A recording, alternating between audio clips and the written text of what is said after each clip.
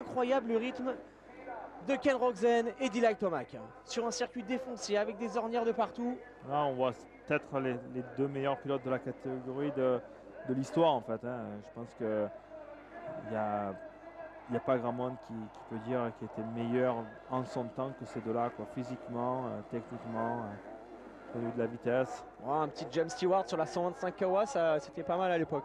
Ouais, c'était pas mal, c'était un autre temps, mais Voilà, c'est vrai que c'est très on impressionnant. n'a jamais vu ça. Je veux dire, rouler comme ça avec des petites machines. À l'époque, on avait vu qui? On avait vu Steve Lamson gagner une manche en 125 en 1996. Mais on avait vu Sébastien rouler Tortelli très fort aussi avec une 125 en nation. C'est vrai, il y avait aussi Keroli qui a gagné une en 2,5. En Angleterre. Mais dominer de la sorte. Villopoto aussi, Villopoto qui s'était mis les deux manches quand même aux États-Unis, à Butts Creek. Ouais, mais c'était différent. C'était différent. Le départ très.